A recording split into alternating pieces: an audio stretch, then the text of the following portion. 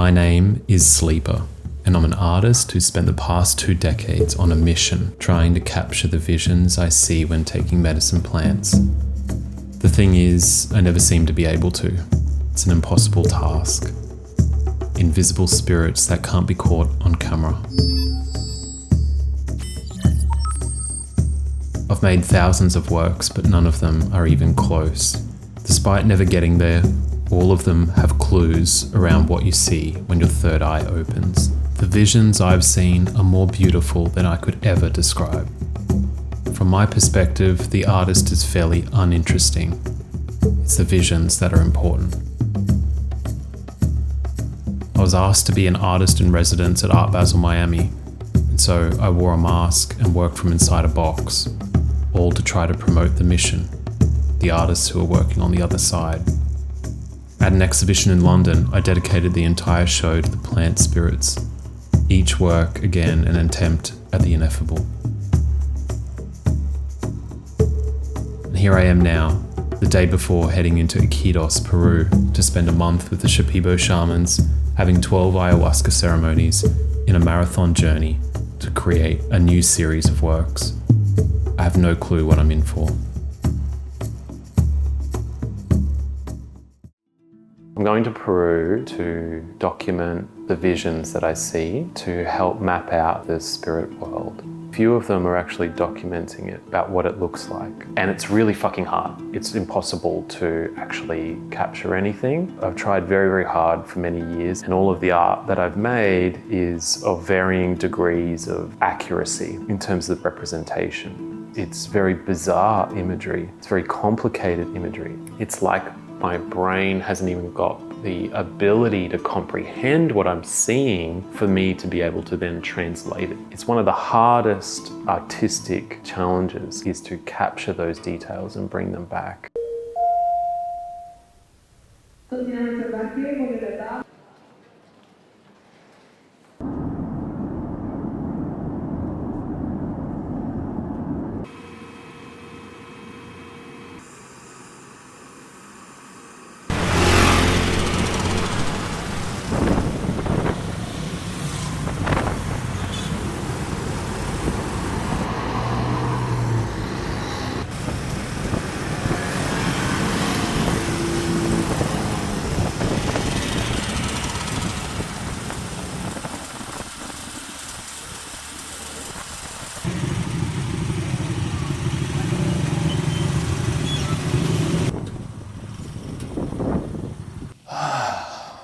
Well, it's been about 36 hours now.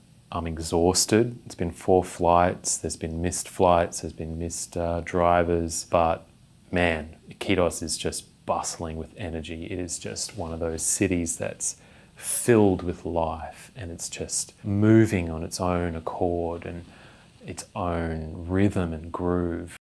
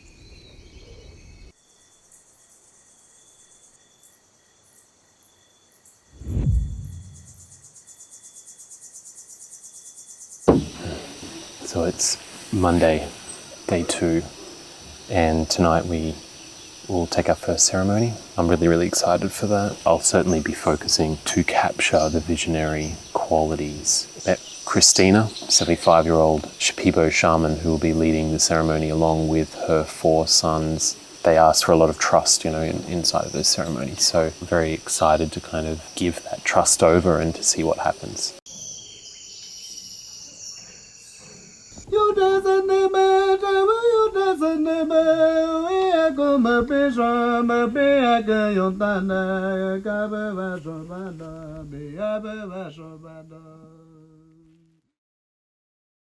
Last night was the first ceremony and it was utterly insane and utterly bonkers.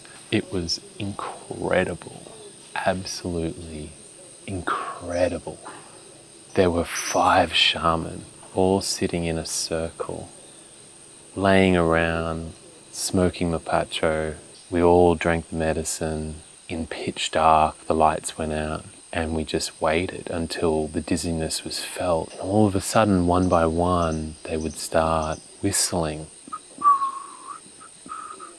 These little icaros coming through, and then eventually they would start singing, and then they would all sing together, all 5 of them, like the braids on a rope. They were intertwining with each other, spiraling into prayers that connected to the spirit world. The mechanics of it is just incredible. The story is wilder than anyone could ever imagine, but I had so many incredible experiences. I had my first cup and within 10 minutes I was completely in a 3-dimensional other dimension with multiple beings pulling me through, almost on trolley carts in spaceship-like interior. A hospital room, but except blue, Latin gold, very sci-fi hospital. So grateful, so appreciative to have experienced it.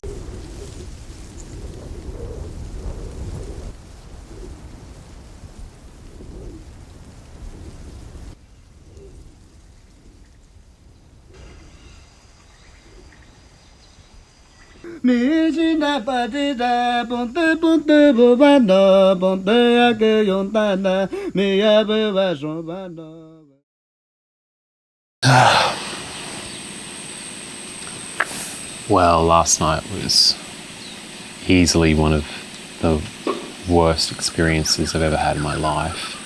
As soon as it ended, all I've thought about is how I'm going to leave and cut it short and head back to Iquitos and buy another flight back to Australia, because basically staying here felt untenable. Essentially what happened was multiple people began to just go insane. Very, very dangerous situations. Could have very easily had a death last night and very well may have a lot of long-term trauma that's developed out of that ceremony. The medicine stopped working, the spirits went away, there was nothing left. There was no magic at all in the room. There was just the persistent attempts by the shaman to keep singing their icaros, none of them working, obviously, just like singing emptily without any essence. The spirits got spooked off. It's a really sad reality of the tourist trade here in Iquitos.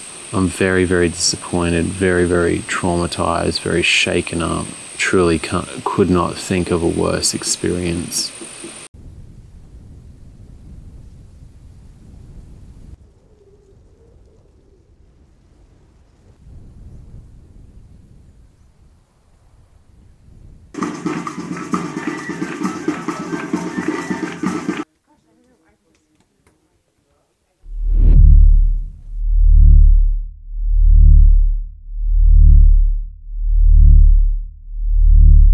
Third ceremony. This was the absolute deepest that I've ever gone. It's going to be very difficult for me to recalibrate and describe all of the puzzle pieces. I took 40 mils, which was a larger dose than I'd had previously, but really nothing happened for about the first hour. And in fact, I didn't think anything was really going to come on. This is a classic issue with psychedelics, by the way. The shamans were singing their first round of icaros, and they were very bored. Only a couple of them would sing. There was yawning, they were very, very meek and mild. There was really no gusto at all. Everything was just off, nothing was happening. I was kind of simmering a little bit, but really just feeling kind of like a tingle.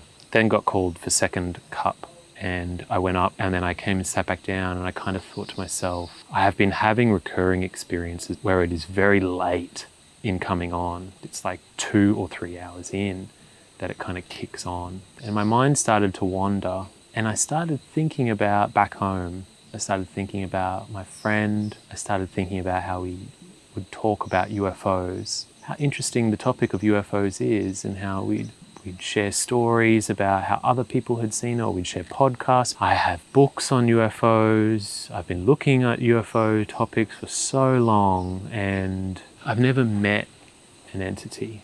I was thinking, where are these UFOs? Where are these beings? It doesn't make any sense, because they would have to be right here. And as soon as I said here, it was like a true magic portal had opened up, and I saw as clear as day a grey alien with almond eyes.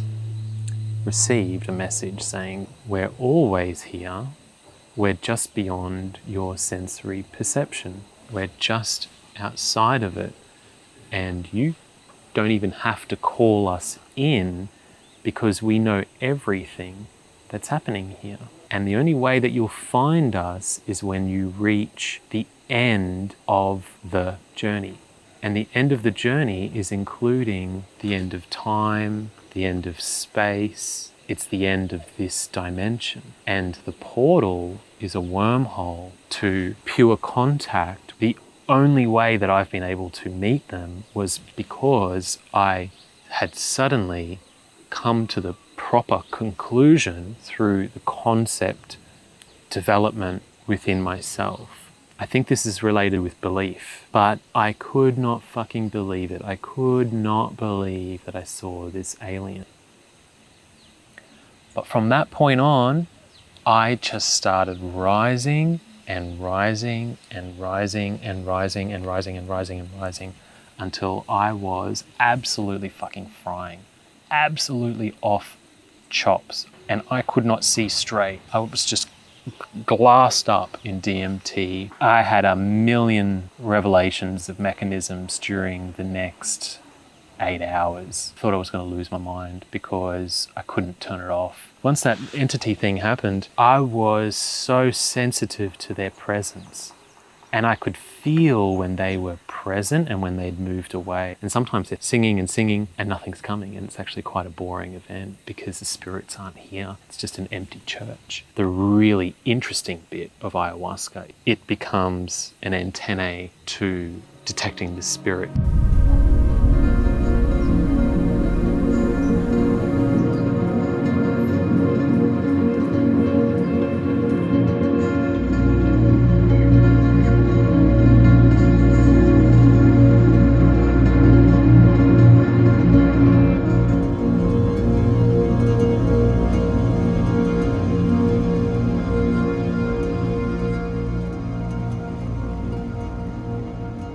Nosotros decimos que todas las ceremonias son diferentes y cada ceremonia también las visiones son diferentes. Hay ceremonias que la planta, que la medicina te muestra muchas visiones. Por ejemplo, lo más común que mucha gente ve, o sea, mucha gente visiona en la ceremonia, por ejemplo, ven serpientes como anaconda o jaguar, dragones, ¿no? Esas son las visiones que más que la medicina también muestra, ¿no?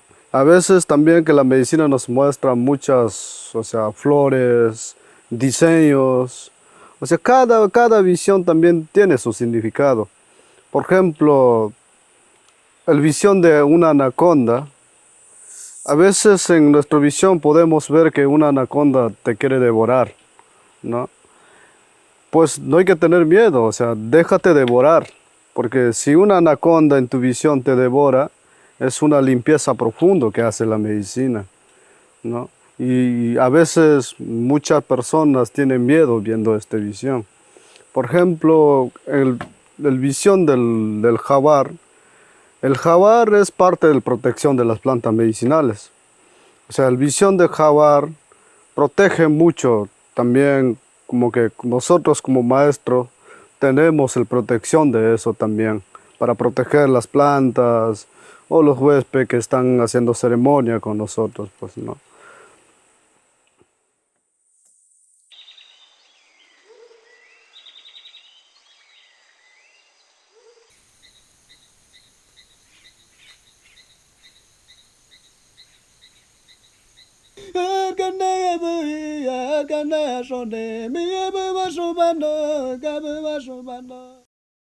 Ceremony number 4, I'd had a very mild dose because I was just completely shell-shaken from the night before. I took a bit more of a sip, maybe 20 mils, but not much happened throughout the whole ceremony. Basically sober the whole time. But I could still feel it. I could still feel this space that we were all going through. I'm really glad I took a lower dose just to keep calm and keep positive and keep stable. Wasn't anything to write home about, so I'll leave it there for ceremony number 4.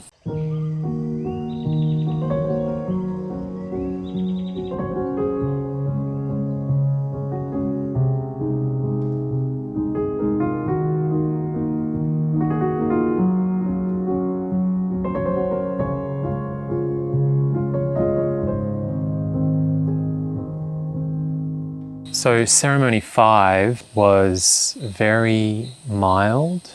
It gave me time to consolidate a lot of the ideas that happened on Thursday night. I want to just start creeping back into it. It's very scary to kind of go back there. It's such a draining, lengthy process. I'm just working my way back up. Thought a lot about the handshake concept that happened in ceremony 3, where I think it's Rupert Sheldrake who talks about there must be a type of handshake effect between two particles or two entities. To simply observe something, a handshake must happen. There must be a connection like a hook and a clip. There's a lot of ESP style effects that are coming up where you get the sense of someone else. You're connecting without connecting in a traditional way.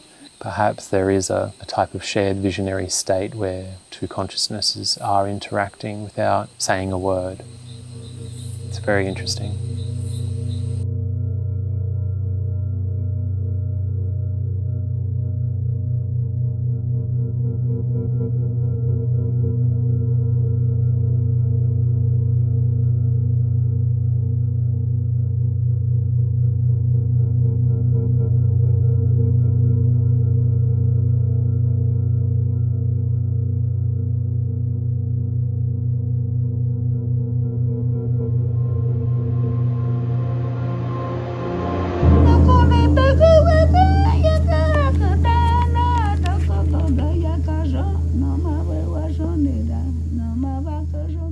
So the 6th ceremony was very bizarre. I was sober for probably about 2.5 hours. I was kind of giving up on the ceremony. I thought maybe I just won't feel anything tonight. It can happen. Famous last words. And then I laid down and suddenly the visions began to come on very, very curiously, very, very gently, very lightly. I've known in the past how to kind of coax and go into those sorts of low fidelity visions.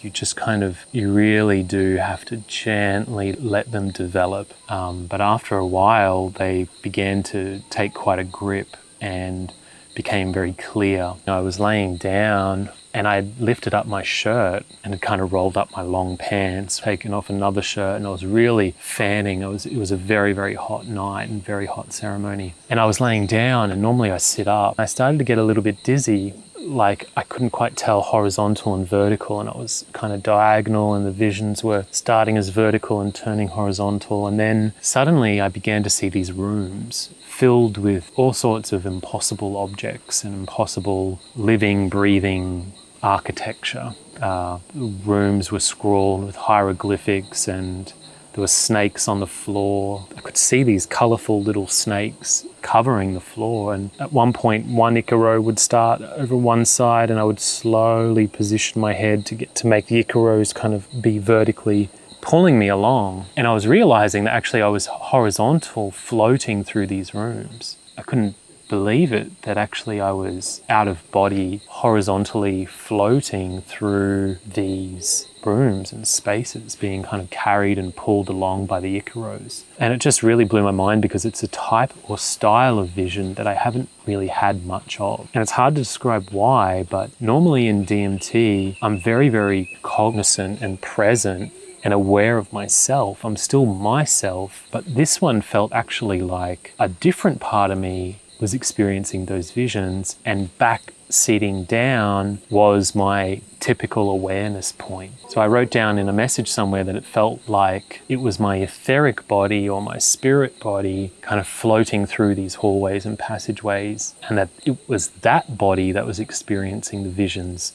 not actually my awareness point. That was still seated there. I actually felt this disconnect. Eventually, after maybe 30 minutes, 45 minutes, those visions became less intense and they kind of disappeared. And I kind of sat back up, but I realized actually there was two of me. One was this spirit body kind of floating around the room, and the other one was the one sitting down. And I felt very dizzy, very lightheaded. I hadn't actually felt that before, really disconnected from my body. And it actually kind of spun me out. And it spun me out to the degree that things started going really sideways. It was just off, like everything started to cascade in a bad spiral. What are you doing here? What are you doing in general? Going mad on purpose, you're losing your sanity, there's no gain here, you're getting ill, you're gonna get ill in the jungle, you're gonna lose your mind. I started really heating up and going through a lot of waves. I wanted to get up. I knew that if I got up, I'm not gonna get out of this trip. I'm not going to go. Where am I going to run to?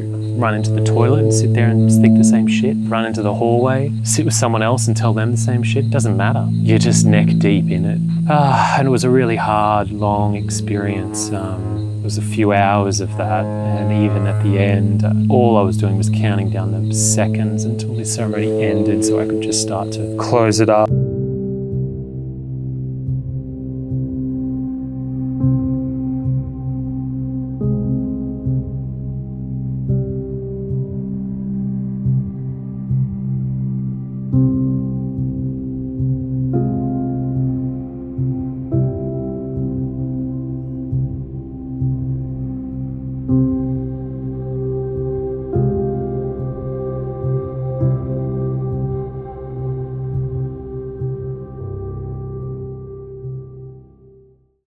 Wow, okay, so last night was ceremony number 7, and it went really sour.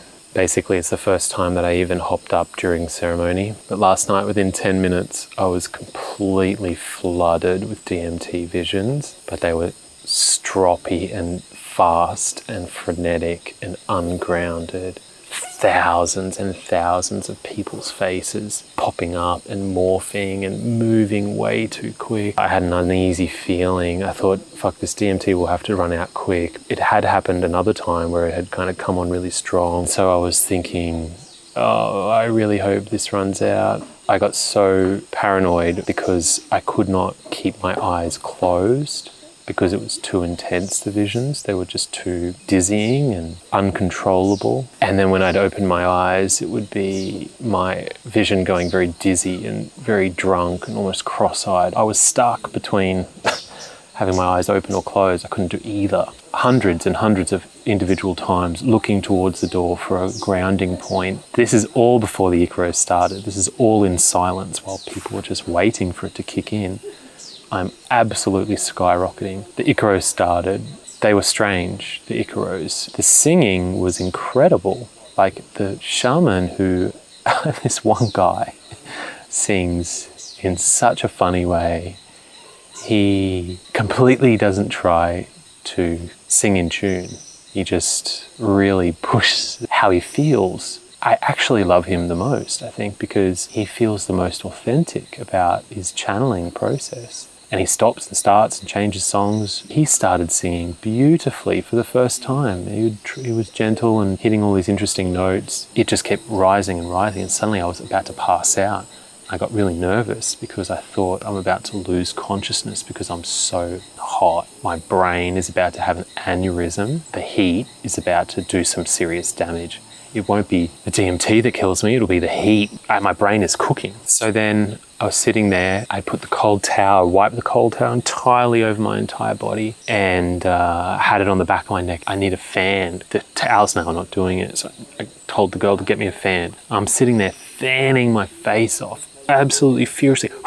Only miniature reprieve is this one moment of breeze every half a millisecond that's just continually pounding away, just to try to come down. I was like, I need another cold towel. When I got me a second cold towel, put that on, tried to cool my whole body down. Eventually, I just heated up the towel again. I went through 6 cold towels and I could not get cool. I could not even feel the cool breeze on my skin. It's fine to sweat, it's fine to just feel uncomfortable hot. I was freaking out, rocket fuel hot.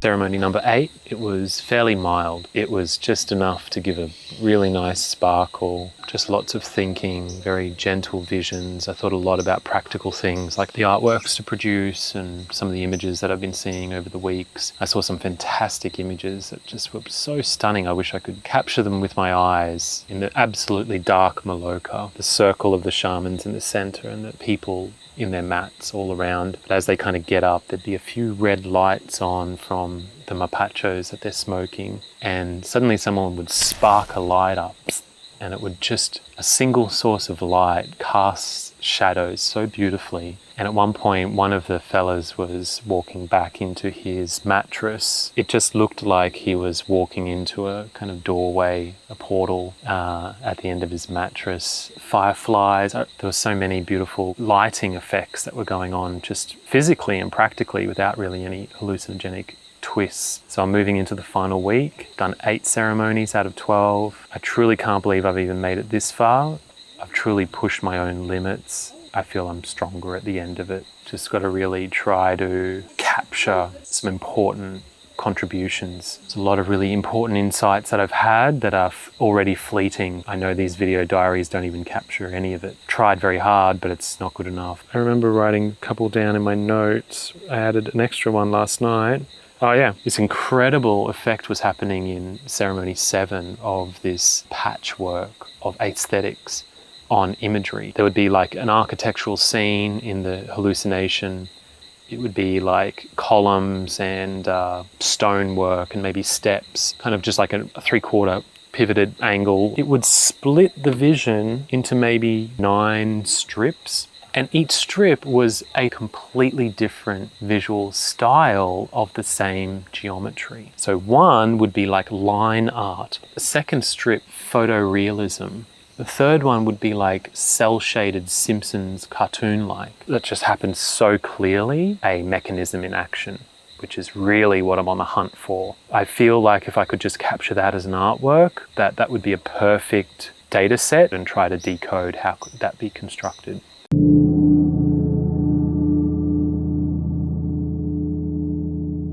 Como maestros, primero, antes de comenzar la ceremonia, tomamos la medicina. Sin medicina no podemos sentir nada. Sí, el efecto, cuando nosotros tenemos el efecto de la medicina, si una persona que está sufriendo, sí vemos. Y a eso que vemos, nosotros damos nuestra parte como maestro. Como dijo Maestro Eligio, no queremos que sufran. Por eso nosotros hemos dietado. Por eso tenemos ese rol de ayudar. Cuando ustedes sanan, nosotros sanamos. Por eso ustedes sienten energía que está limpia, porque Los ícaros están conectados de cada uno de ustedes, porque conectamos. Si no conectamos, no estaríamos sanando. Porque ustedes sienten, porque es del canto de los ícaros que cantamos para ayudar, para liberar.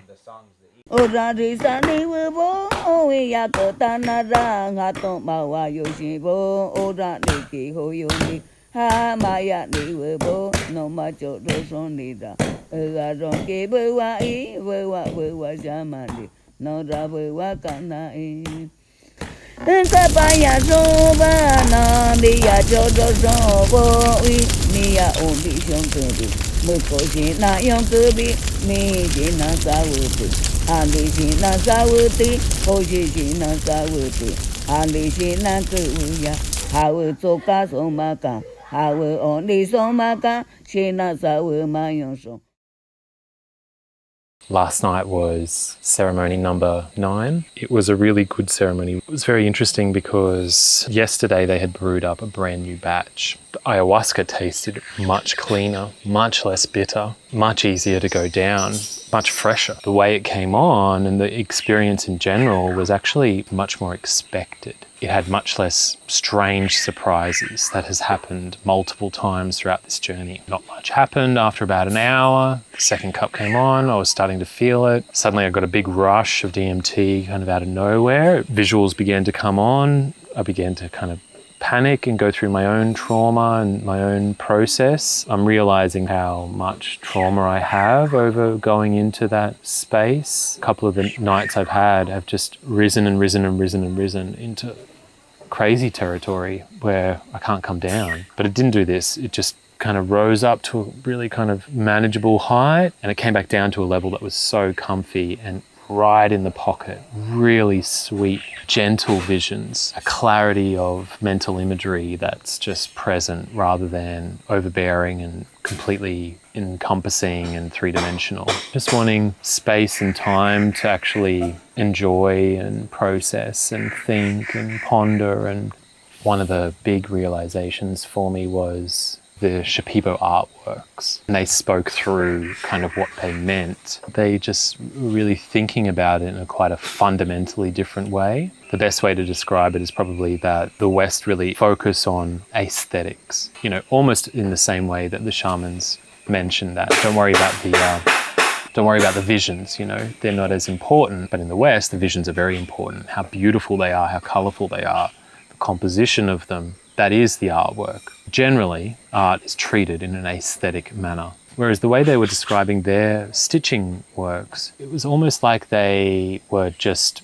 downloading all of their cosmology into a kind of diagram. They've got all of their plant spirits that they've dieted in the past. They have the layout of the room, plants that are in the ayahuasca spread out. They have, you know, motifs and elements. And then the Iquitos, the songs themselves are kind of woven in. It's almost like an essay in pictorial form. It's an idea. What clicked was treating art like a diagram. I rarely do that. I often try to capture the single Polaroid moment. Oftentimes I feel limited in that because there's a lot of information that I'm seeing or feeling or learning that doesn't fit in the vision, but it should be. There's a good kind of general direction moving forward.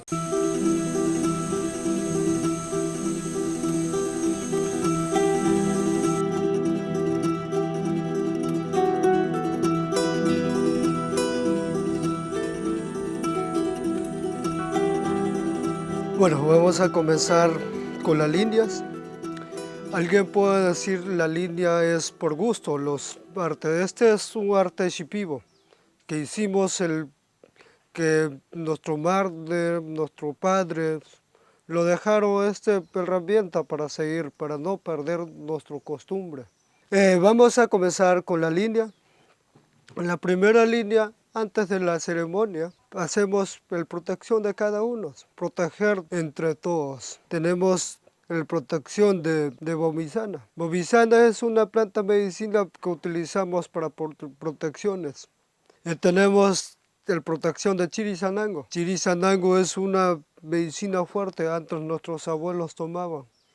Para que sea buena, pueden tomar bastantes ceremonias, pero nunca van. Están conectados todas las plantas, toda medicina. Tenemos el colibrí de ayahuasca. Cuando el efecto que está muy intenso, el colibrí presenta porque sabe que podemos agarrar, pero nunca vamos a poder agarrar porque es el efecto de la medicina, porque está muy intenso. Tenemos la ayahuasca conectado y también tenemos conectado el toy. El toy que podemos tener en nuestras casas para hacer la protección. Si la mala energía quiere entrar, el toy no lo deja entrar, lo bota. Tenemos la anaconda. Si la anaconda te quiere devorar en la ayahuasca, déjate devorar, no tengas miedo, vas a tener una limpieza profunda. Puedes decir por qué está en un círculo. El círculo representa una maloca, un templo que vamos a sanar juntos. Ven diferentes ícaros, cortos, largos. Si el efecto de la medicina es muy intenso, el ícaro es muy intenso que cantamos. Y tenemos el corazón de ayahuasca, que tiene mariposa convertido. Y tenemos la ayahuasca y la chacruna, y tenemos del planta volador. Está un maestro en el medio guiando una ceremonia. Tiene protección de colibrí, tiene protección de jaguar, tiene la anaconda. Si el anaconda te quiere devorar, hay que dejar, no hay que tener miedo. Cuando la anaconda te devora, vamos a tener una limpieza profunda.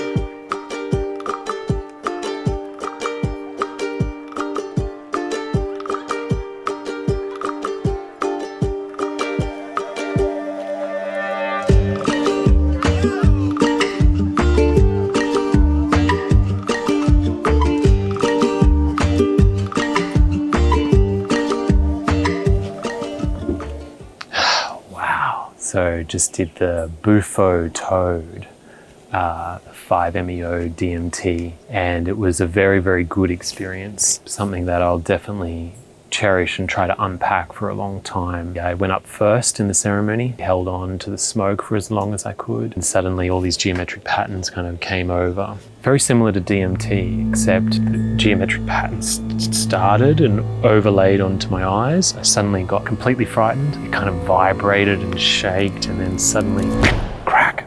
I could slip through one of the cracks, and I did, and suddenly, oh my God, my consciousness just truly teleported to another dimension. A long period of time, maybe 30 minutes, and I really remember very little of it. I wonder if I took too much. I wonder if there was a better dosage from my sensitivity. But I did just get the overwhelming realization and feeling that the awareness point that was able to slip through into the other dimension is what would carry through after death. It felt like the truest version of me. It felt like the most authentic version of me as well, is that awareness point. It's what persists, and it's what is able to be teleported around into different dimensions. I really remember no visuals kind of after that point, but I got extremely humbled.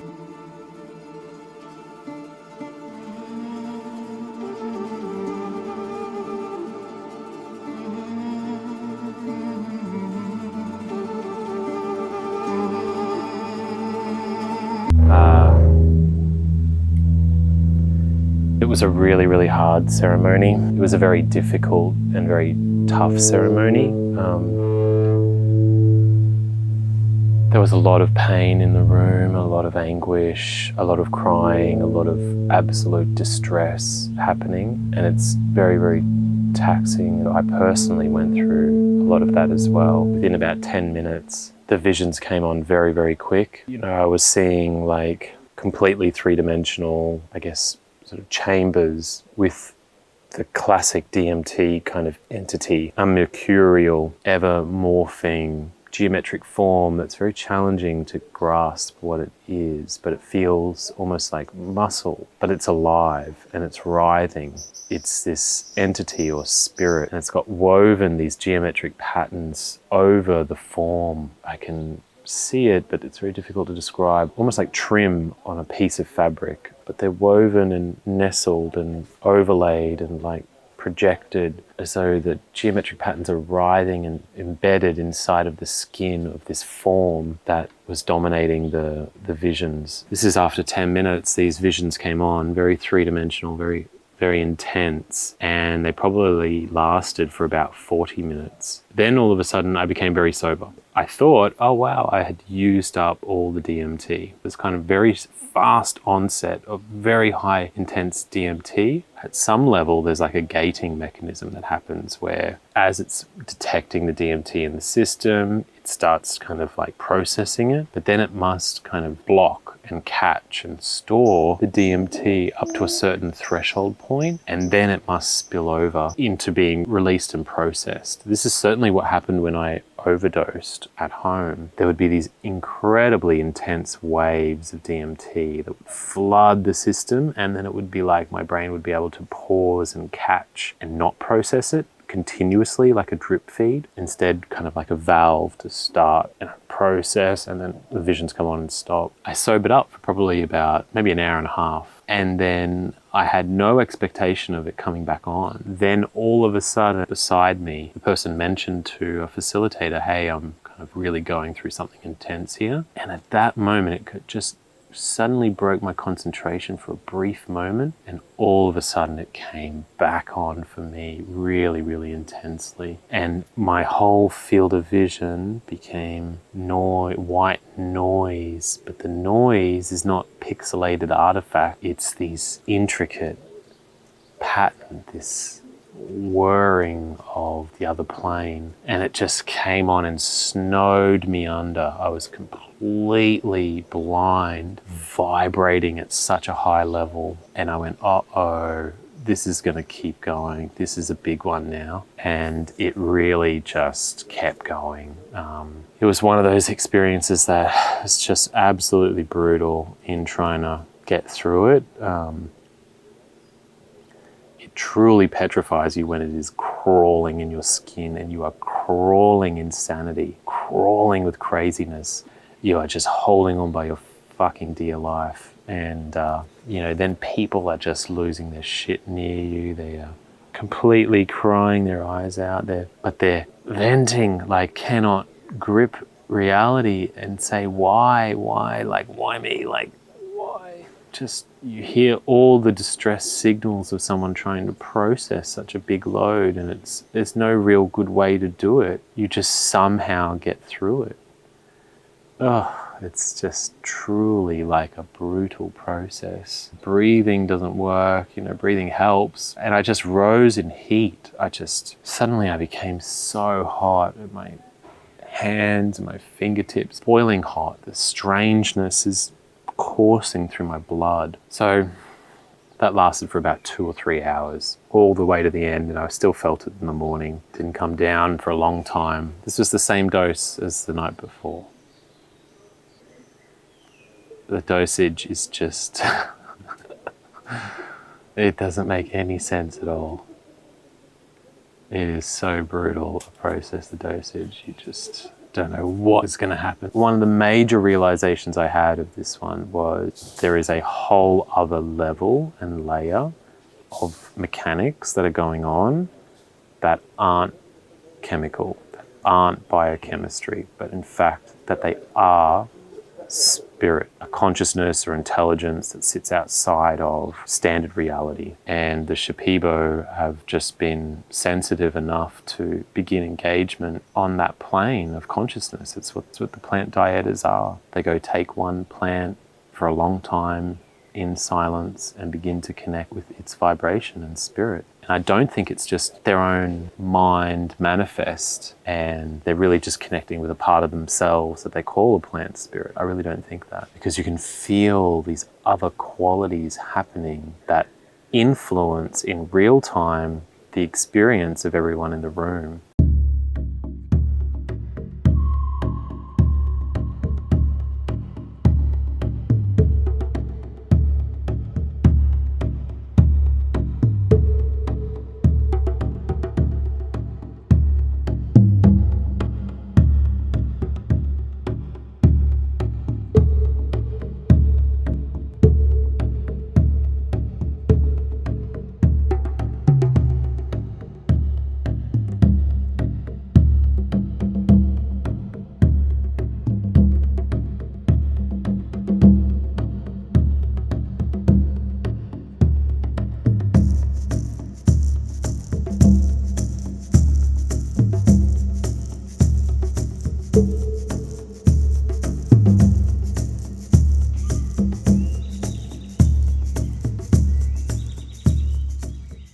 ceremony number 11. It was a really positive ceremony. It was really great. Dosage was just perfect. It was definitely under kind of that mid-level, a medium amount of hairy moments. It was really positive. I was able to just kind of really spend time in that headspace and consolidate a few ideas. Some of the ideas are still quite blurry, but just really appreciate the time and space in there. Many, many visions, probably over maybe 2 hours of visions. Lots and lots of different types. It became very clear that how sensitive and easy it is to detect the source of those visions. If I see something that catches my eye and then I kind of play with it and even subconsciously twist it or watch it dissolve and transform, that feels like it's my imagination. If there's entoptic phenomena like geometric patterns or little blips and crosses that bubble up, it's clear that that's kind of got a biological source. But then there are moments and times where the visions are very clear and they're not coming from me.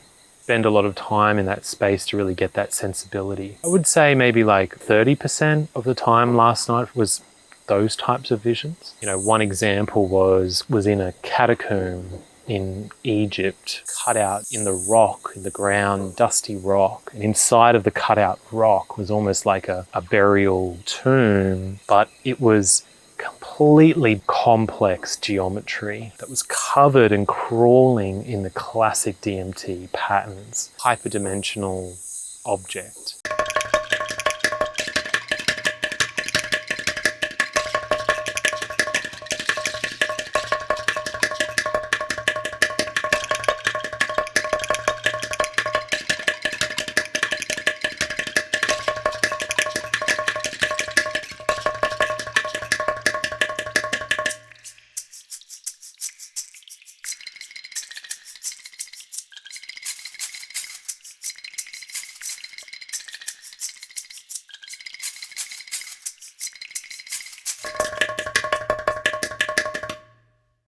The 12th ceremony, very, very strong and intense ceremony. I had a very incredible experience at the start, a real breakthrough moment for me. Within maybe 5 minutes, the DMT started coming on very, very strong. The whole field of vision would be filled with this noise, a worming kind of pattern. It's very microscopic.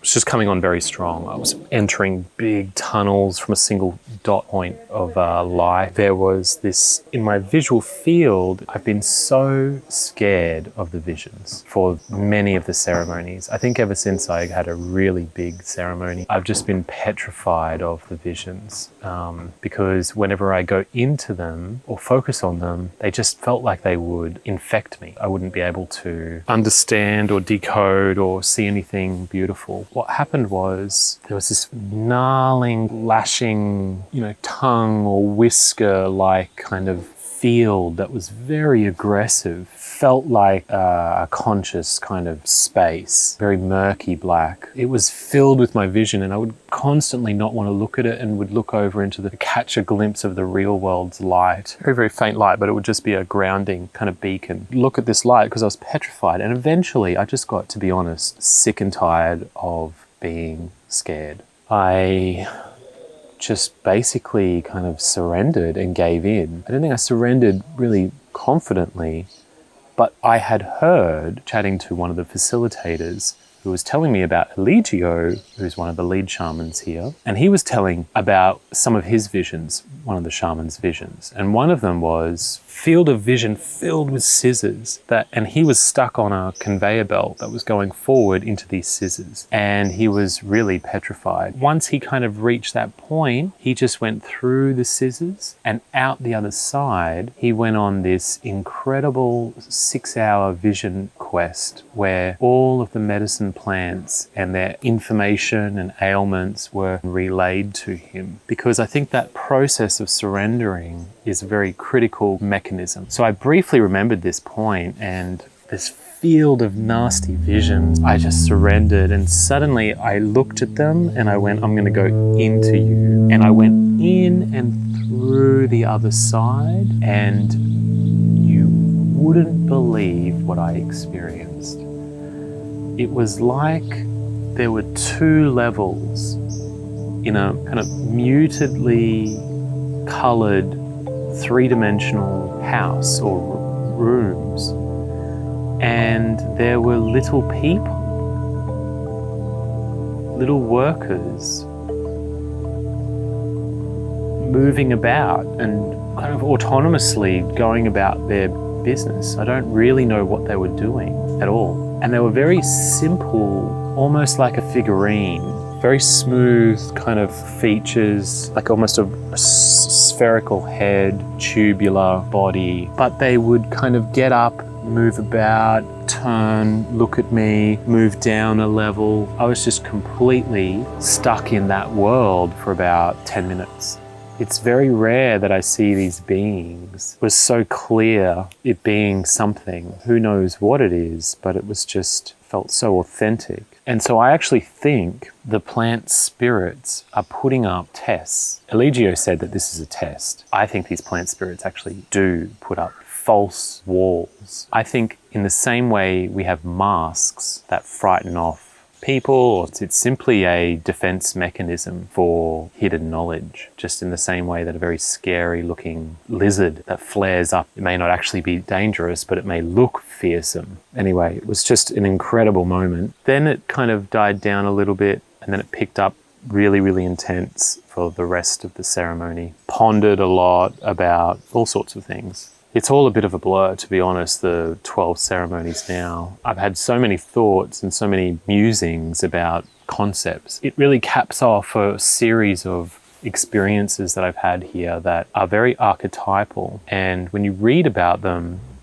it feels very distant. And then when you experience them, you can begin to be part of the detective quest in figuring them out. Takeaway of this entire month has been the real story is that these guys are friends with plant spirits, and that there is a whole world of plant spirits. It isn't just cognitive neuroscience. It includes the intelligence of a whole world, and these guys have somehow finessed and figured out that skill set, a very, very rare skill set. Few have built bridges like the Shipibo have. It's easy to get convinced when you go deep in the jungle and get embedded in it, but then actually the reality of it was all smoke and mirrors or hope, or you went a bit crazy. I'm sure there's a million arguments you could make as to all of this stuff. This is where objective reality and subjective meet head on. What an incredible trip here. What an incredible experience. So glad I came. I cannot believe how much has happened and how many fortunate experiences I've had. They're really, really difficult, rare to get.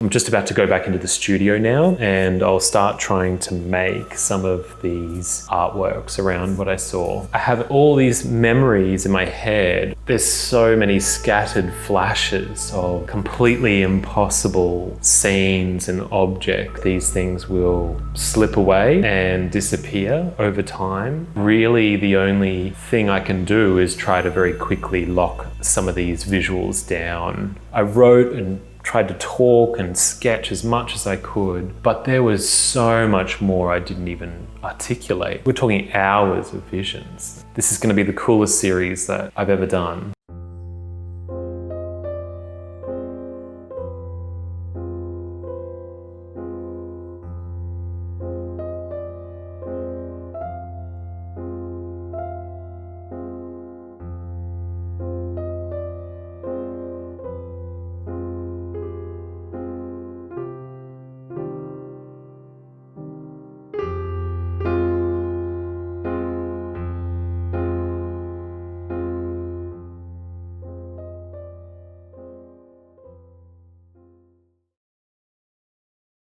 I'm just really struggling trying to make the work. I feel like I'm just kind of going around in circles.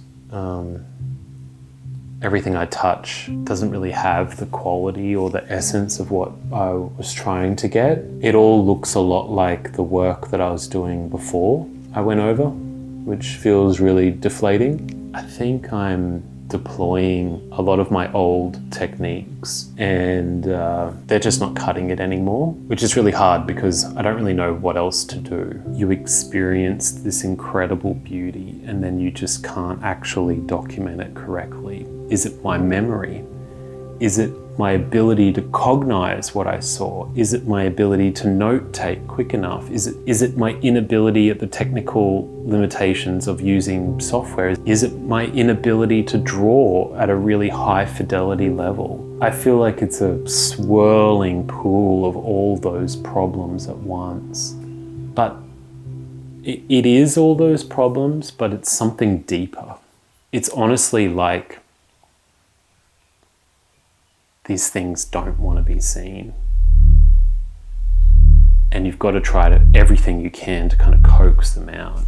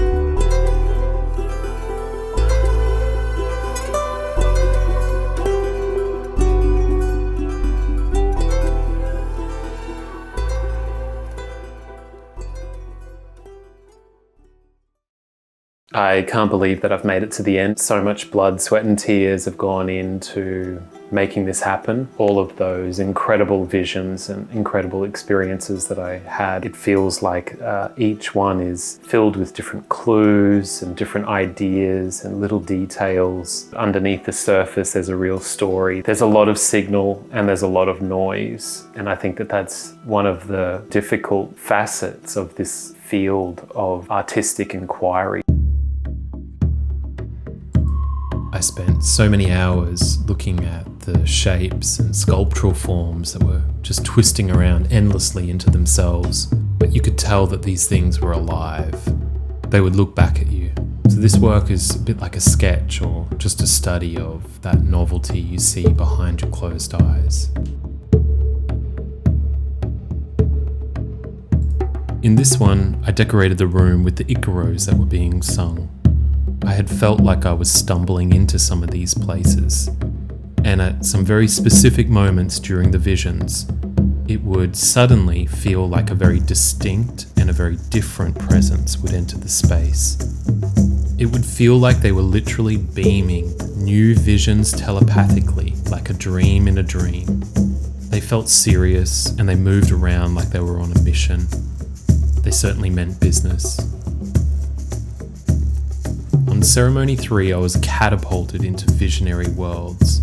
Scenes upon scenes would open up and somehow connect back into other parts of my life. It felt like I was trying to find myself, lost in the mansion of mind. The composition is a tapestry of memories I have. The peak moment, of course, was that grey entity at the top.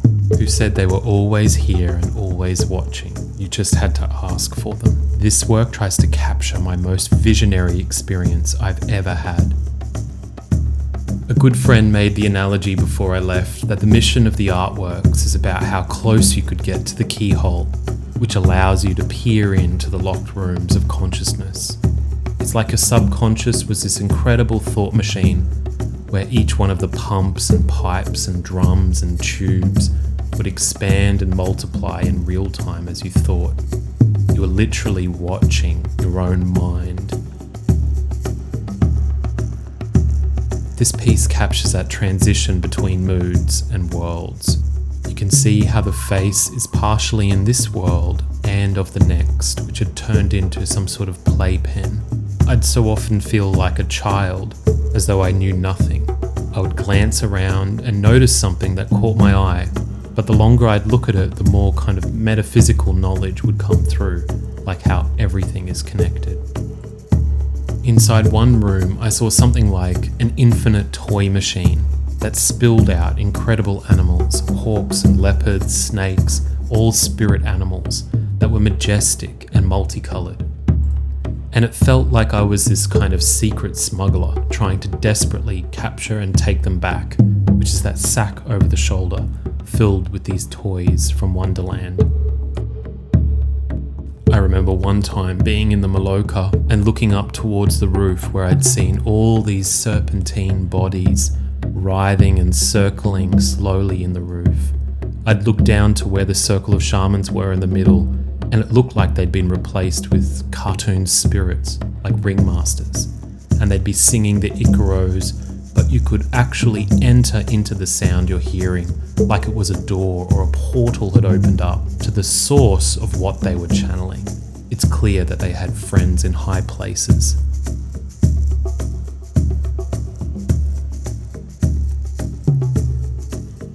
The peak moments had everything happening at once. The Iquitos being sung, the visions flooding your mind, and the magic in the air. It would be a dizzying, ecstatic state. The room would spiral and sparkle. Deep down, I'd feel just so free, like the medicine was truly doing its work on the many different levels of your body.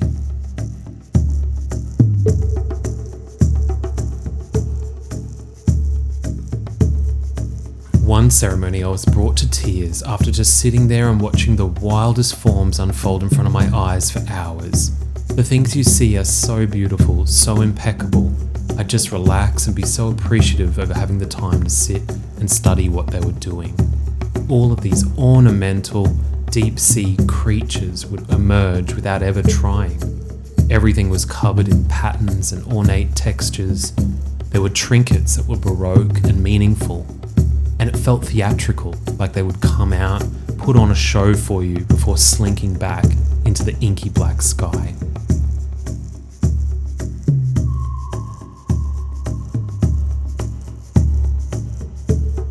One vision felt like being inside a big hall with pillars and arched roofs, and suddenly, out of nowhere, these sort of electrical beings just sort of zipped and jived and rushed me, charged through the space at full speed, transforming and multiplying as they went.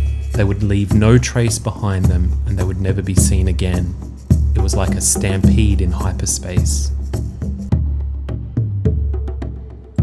There were circus-like rooms, disembodied figures and creatures covered in circus stripes and spots. I remember sitting there and not understanding a single thing that was going on. It felt like if Escher had drawn Cirque du Soleil in the style of Ren and Stimpy. It was nutty and elegant, but mathematically precise.